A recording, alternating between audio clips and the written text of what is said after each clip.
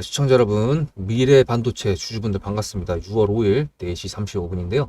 야금야금 올라가고 있습니다. 야금야금 벌써 10%대 수익으로 나오고 있는데, 일단 뭐 타점 나간 건 아무것도 없고요. 당연하게도 수급이 제대로 박힌 게 없으니까 나간 적이 없죠. 요렇게 노란색 선이 박혀야 되는 건데 이제 슬슬 좀 시간이 되지 않았나 라는 생각이 들고 있는 상황에 그런 뉴스가 있습니다만, 이제 이따가 이제 위에도 선을 좀 그어 드려야 될 것 같아서 영상을 좀 준비해 봤습니다. 일단 봐야 될 뉴스가 몇 개 있었는데 그 전에 구독과 좋아요 감사드립니다. 문자로 수급을 전송해 주시는 구독자님들한테는 제 타점이 무료로 나갑니다. 물론 이제 번호는 여기 있고요. 문자를 보내주셔야지 제가 그 번호로 나갈 수가 있습니다. 자, 지금 이제 뉴스가 나왔던 거는 삼성전자, SK하이닉스, 마이크론, 글로벌 D램 삼국지라 해가지고 다음 전장은 HBM4라고 했는데, SK하이닉스가 삼성전자를 제치고 1위에 등극했다고 합니다. 네, 이제 1위라고 해가지고 전민일보 뭐 어딘지 모르겠는데 하여튼 HBM3E 중심의 고부가 메모리 반도체 시장을 선점해가지고 글로벌 D램 점유율 1위를 차지했다고 해요. 이게 점유율 1위인데 점유율이랑 또 수익률 1위는 또 다르긴 한데, 어쨌든 점유율 해가지고 삼성이 뺏겼다는 부분이 저번에 뉴스가 나왔었는데 이번에 또 한 번 뉴스가 나오면서 SK하이닉스도 지금 이렇게 정고점을 지금 터치를 했죠.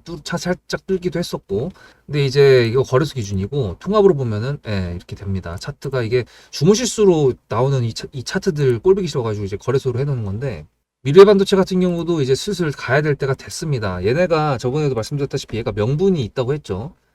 삼성 AS 센터 뭐 그것도 있다고 했지만 그거는 이제 패시브로 얘가 깔고 가는 거라고 생각을 하면 될 것 같고요. HBM 관련돼 가지고 D램 쪽이랑도 연결이 되어 있다라고 말씀드렸고, 미래 반도체에다가 박혔던 재료 3번 특징지 뉴스를 한번 쳐보면은 보시면 이게 마이크론 호실적 관련돼 가지고, 이것도 마이크론이라는 게 마이크론 테크놀로지 그 미국 회사를 말하는 건데, 얘가 이제 D램 그 방향 D램의 풍향계 뭐 이렇게 해가지고 불리는 별명이 있더라고요. 근데 지금 올라가고 있는 모습이고, 얘 같은 경우에는 지금 그거에 뉴스가 박힌 게 아니고, 요즘의 분위기 같은 경우가 이제 어저께 당선이 됐던 21대 대통령 이재명 관련된 공약들, 그리고 그 공약들이 순차적으로 지금 순환이 나오면서 반도체 종목들이 조금 못 가고 있는 상황입니다. 근데 이제 이거 말고도 또 봐야 되는 게 뭐가 있냐면, 이겁니다. 6월 5일 날 9시 57분에 나왔던 뉴스인데, 미국 상무부에서 반도체 보조금 제압상 해가지고 삼성 SK는 예의주시를 하고 있다. 이게 이제 종목에 죄류가 박힐 수 있다라고 가능성에 대한 예상 시나리오를 항상 써야 되는 게 뭐냐면, 시장의 분위기가 이렇게 나왔잖아요.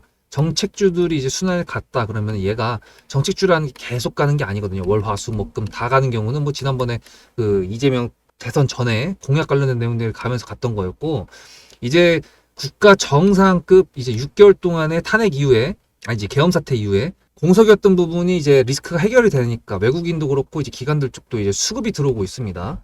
그 상태에서 정책주들이 순환이 나오고 이제 지금 휴일이기 때문에 금토일이 지나고 다음 주가 되면 또 풀로 월화수목금이 될 수 있겠죠.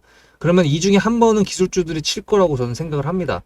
그 가능성에 대한 이유, 미래반도체의 명분 HBM 관련돼가지고 지금 SK하이닉스가 점유율 1위를 했다고 했죠. 이거에 대한 내용들이 조금 더 부각이 되거나 관련된 내용들 조금 더 뉴스로 나오게 된다 그러면 얘도 순환 할 수 있는 종목 중에 하나라는 거.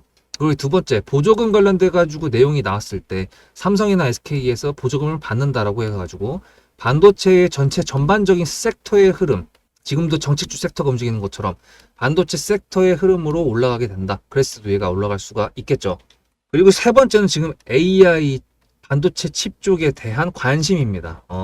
우리나라 같은 경우에는 지금 이재명이 방문했던 데가 퓨리오사 AI라고 해가지고 AI 반도체 칩 중에서도 NPU를 하는 애들인데, 어쨌든 공약 중에 지금 1호 공약이 AI G3를 만든다는 부분이었거든요. 100조를 투자한다 그랬는데, 그 100조를 투자한다는 게 반도체까지 포함을 하는 건지 아닌지 그런 거에 대한 구체적인 내용으로 언급이 새롭게 된 것은 없습니다. 그 전에 내용 보면은 뭐 인재를 양성하고 뭐 어떻게 해가지고 5년 동안 100조라는 금액을 투자를 하겠다 뭐 이런 내용에 대해서 서술이 되어 있는 건데, 조금 이제 움직일 정도로 그 AI 섹터가 쉽게 시원하게 움직이지는 않았잖아요. 그런 이유가 있는 건데, 어쨌든 간에 이 AI 칩 중에서도 GPU라고 하는 엔비디아에서 만드는 AI 전용 칩, 요게 HBM이 들어가거든요. 이게 AI 가속기라는 형태로 해가지고 GPU의 속도를 연산 기능을 촉진시켜주는 역할입니다. 그러다 보니까 이제 그 분기별 매출이라고 했을 때 그 매출에 대한 기대감이 이제 여기서 만들어지는 거고, 폭발적으로 나오게 되는 거는 이제 슬슬 될 때가 됐는데, 그 분위기가 이제 만들어졌을 때 폭발적으로 얼마큼 나오느냐, 이제 그게 관건일 것 같고요. 여러분 같은 경우에도 타점이 좀 조심해야 되는 이유가 뭐냐면, 얘는 끼가 좋고 유통 비율이 좀 적은 품절주기 때문에 상한가를 좀 잘 말긴 하는데요. 대신에 상한가를 말려면은 세력주의 조건 3번이 재료를 이쁘게 뉴스로 포장을 해야 됩니다. 그런 부분에 있어가지고 얘가 과연 이 앞에 보여줬던 이런 슈퍼 거래대금? 얘가 지금 시가총액이 2,100억이니까 2,100억을 넘어가는 그런 거래대금이 나오면서 시가총액의 물량을 소화해낼 수 있을 정도의 그런 거래대금이 나오면, 글쎄요, 더 갈 수 있는 모멘텀은 확실히 된다고 생각을 할 수 있죠. 끼적인 부분으로 했을 때.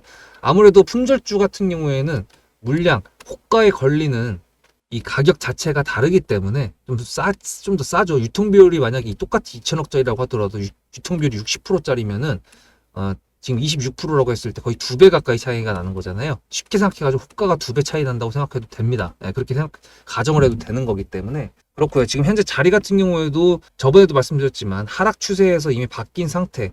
4월 9일 같은 경우에는 말씀드렸지만 쥐수가 떨어졌던 날이었기 때문에 이거는 별로 의미가 없고, 대신에 이거를 3번 정도 지금 이렇게 받쳐준 상태에서 다시 반등이 일어난 상태에서, 요거는 솔직히 말해가지고 기본적인 차트 세팅에는 없는 겁니다. 왜냐면 제 이평선 세팅이기 때문에 4802라서 지금 현재로서 봤을 때는 지금 정배열이라고 볼 수가 있거든요. 그럼 정배열이면은 위에 이제 여러분들께서 세력주에 대한 내용들을 숙지하고 오시면 제가 선을 그어 놓을 건데, 현재가가 여기 있는 상태에서 돌파를 할 때 정배열이면은 이평선까지가 없기 때문에 가격적인 매물대만 돌파하면 돼서 좀 더 쉽습니다. 만약 예를 들어 이평선이랑 같이 겹쳐 있는 매물대라고 했을 때 레벨 5라고 그러면은 이 정도면 레벨 3 정도가 밖에 안 되는 거기 때문이죠.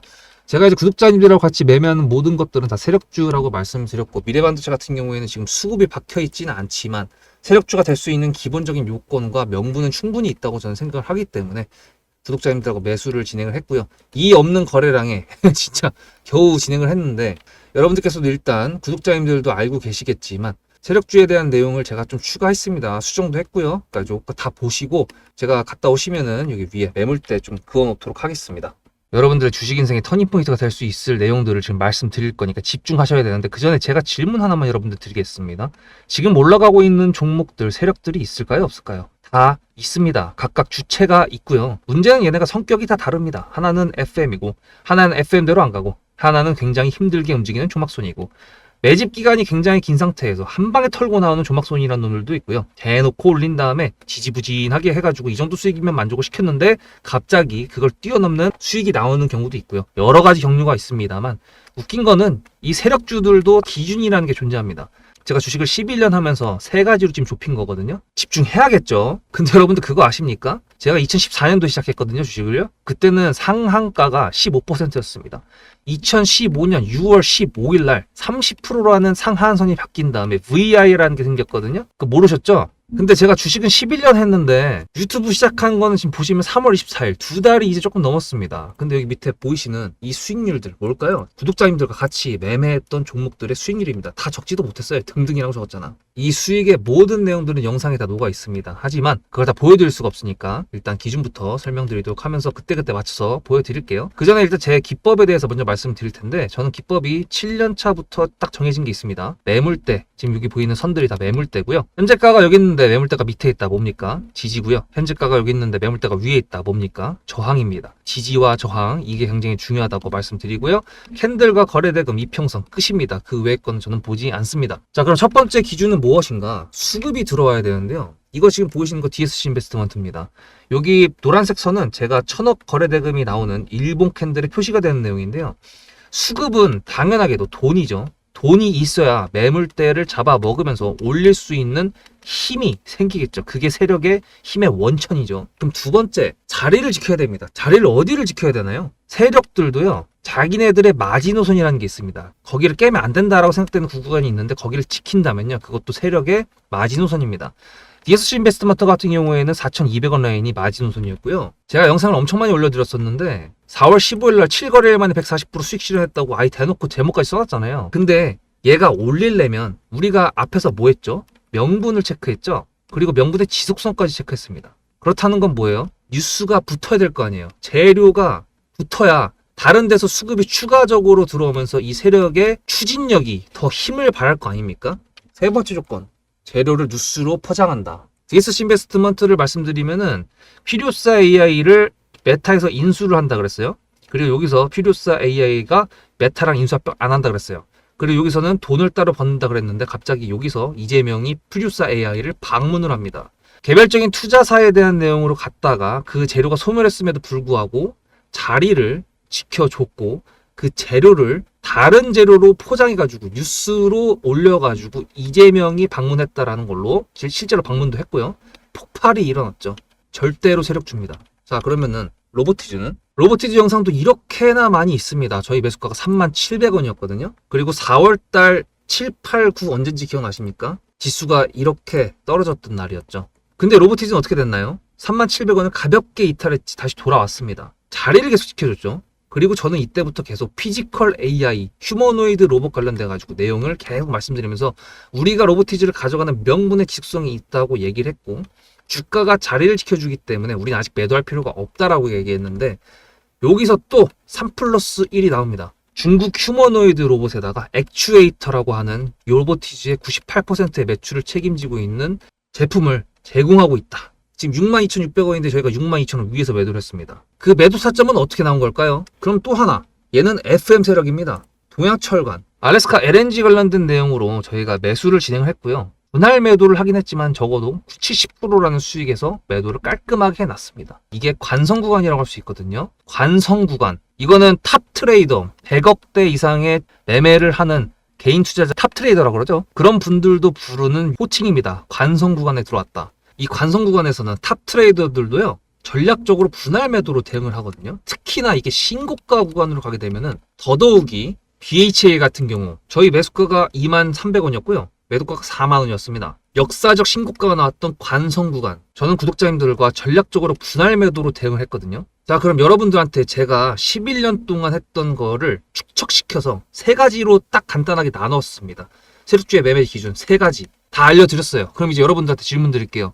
어떻게 이제부터 매매하실 겁니까? 저도 주식을 오래 해가지고 굴곡이 아주 많았었습니다. 근데 결론적으로 정상궤도에 올려놓고 유튜브라는 거에 좀 늦었지만 목표를 가지고 입문을 했습니다. 그래서 지금 짧은 시간 내에 구독자님들께서 많이 좋아해 주시고 시간을 내서 영상을 봐주시는 거에 대한 감사한 마음이 있는데 문제는 제가 장중에 영상을 녹화를 한 다음에 6시 이후에 올려드리니까 아무리 대놓고 매물대를 이렇게 해놓고 이 정도의 가격에서 매수를 진행할 거다라고 얘기를 하더라도 변수라는 게 항상 존재하는 게 주식시장인데 그 속에서 매수랑 매도를 해야 되는 건데 제가 구독자님들 번호를 아는 것도 아니고 그러다 보니 문자로 수급을 위에 있는 이 번호로 전송만 해주시는 구독자님들한테는 제 타점을 무료로 보내드리려고 하는 겁니다. 일반 유튜버들도 구독자님들한테 영상 봐주셔서 감사합니다 하면서 이벤트 하잖아요. 그거랑 똑같은 개념으로. 그럼 여러분들께서 타점을 받으시는 데 있어가지고 메리트가 뭐가 있을까요? 매매 기준도 알았으니까 이제 내가 알아서 하면 되지 라고 생각할 수 있을 것 같은데 DSC 인베스트먼트 3월 26일 밑에 4,200원 라인에 지지가 생기기도 전부터 저는 말씀을 드렸고요. 로보티즈 지지하는 라인이 나오기도 전부터 37,000원을 지켜야 된다라고 말씀드렸고요. BHI는 신고가 관성 구간의 시작점에서부터 구독자님들하고 같이 매수를 진행했고요. 너무 많으니까 이것만 이제 말씀드리는 건데 DSC 인베스트먼트도 매도했던 고가건 어딥니까? 역사적 신고가 10,000원 이상이니까. 로보티즈 역사적 신고가입니다. 그리고 지금 62,000원 넘어가 있잖아요. 영상 찾아보시면 아시겠지만 제가 단타 비중으로 여기서 또 매수를 했습니다. 지금 매도 안 했고요. 또 수익권이에요. BHI 40,000원 여기 꼭다구입니다. 새로운 신고가에서 매도를 했는데 지금 또 여기서 추가해서 또 했거든요. 그럼 혹시 이것만으로도 부족하신가요? 메리트가? 그러면 저랑 비교를 한번 해보실게요. 저는 아침 6시에 일어나서 자기 전까지 뉴스를 봅니다. 최소 500개 이상 보는 것 같아요. 장 시작한 9시부터 3시 반까지 전업 투자했던 것처럼 똑같이 모니터링하고 있습니다. 여러분들 가능하십니까? 요즘에 많은 것들이 나오고 있죠. AI 분석기, 판독기, 신호 검색기, 매수 매도 신호 검색기. 저는 하나도 믿지 않습니다. 정형화된 대로 움직이지 않는 게 세력주고요. 일봉이 똑같아 보인다고 하더라도 그 속의 분봉은 다 다릅니다. 그만큼 대응을 해야 되는 게 주식시장이고요. 아무리 이걸 다 알아봤자 재료가 어떤 게 붙어서 어떤 뉴스로 나오는지에 따라서 수급도 달라지고 어떤 자리에서 뉴스가 붙었는지에 따라서 돌파 자리도 달라집니다. 그 모든 것들을 다 저는 판단을 할 수 있기 때문에 감히 제가 타점을 보내드릴 수 있다. 받으시라고 말씀을 드리는 겁니다. 문자로 수급을 한 통만 보내주시면 됩니다. 그럼 그 번호로 제 타점을 보내드릴 거라는 거. 이제 요약 정리할 건데 종목으로 돌아가면서 여러분들은 문자 한 통 보내시면 될 것 같습니다. 예, 이제 잘 아시겠죠? 관성 구간이라는 내용들이 처음 들어갔는데, 이게 섹터가 어느 정도 올라가지던가 아니면 재료가 진짜 미친 엄청난 거라고 해야 되나? 그런 느낌이라든가. 그러니까 이거죠. 재료를 봤을 때 여러분들께서 이 재료 정말 좋아 보이는데라고 했는데 그 생각했던 대로 시장이 움직여준다 그러면 진짜 좋은 재료거든요. 그런 재료가 박혔을 때 계속 꾸준하게 올라가고 위아래 위아래 하는데 종가가 계속 저점을 위로 올려준다. 이런 식으로 올라가는 경우가 이제 관성 구간인데 섹터가 올라가는 경우에도 해당이 됩니다. 이제 얘는 반도체죠. 반도체 중에서도 이제 D램 쪽으로 속할 수 있다고 나눌 수가 있는데 D램 관련된 내용들이 아무래도 SK하이닉스가 1위를 갖고 삼성전자 같은 경우에는 1위 점유율은 내줬지만 우리 수익성 부분에 더 지금 신경을 쓰겠다 이런 내용으로 지금 얘기가 나온 거 보니까 D램 관련된 내용으로 조금 더 뭔가 추가적인 내용들이 나올 수도 있을 거라는 가능성이 열렸다고 저는 생각을 합니다.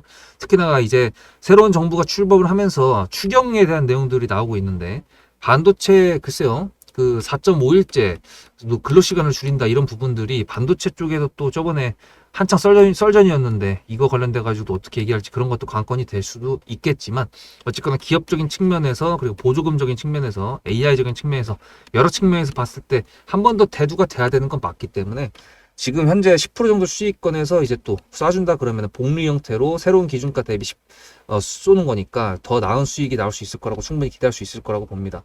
구독, 좋아요 감사드리고요. 타점 관련돼 가지고 문자로 수급을 이 번호로 보내주시면 되는 건데 오늘 같은 경우에도 지금 타점이 몇 개가 나가는지 기억이 안 날 정도로 많이 나갔거든요. 지금 수익을 매도를 할 수 있는 것들 중에서는 챙기는 게 저는 아까도 말씀드렸다시피 챙기는 게 습관화가 되어 있는 사람이라서 제 타점을 보내드리는 건데 여러분들께서도 이전에 제가 과거에 아팠던 그런 과거 같은 형태의 끝까지 목표가까지 홀딩 이런 거는 좀 안 하셨으면 좋겠다라는 부분을 좀 말씀드리고 휴일 잘 보내시고요. 일단은 뉴스가 나오는 거를 제가 종합해서 또 말씀드리도록 하겠습니다. 오늘 같은 경우에는 자리가 괜찮은 상태 2번 상태에서 3+1이 나오면 좋겠는데 이 3번에 대한 내용이 지금 정치적으로 묻혀버렸기 때문에 미래반도체를 홀딩하는 데 있어가지고 여러분들이 마음이 흔들리실까봐 요거를 한 번 더 잡아드린 겁니다. 계속 잘 가지고 가시기를 바라면서요. 정책적으로도 반도체 쪽이나 이런 쪽에 투자를 할 수 있겠다. R&D 관련된 내용이 좀 나올 수도 있고요. 솔직히 말해서 R&D 같은 게 지금 추경이 추산되는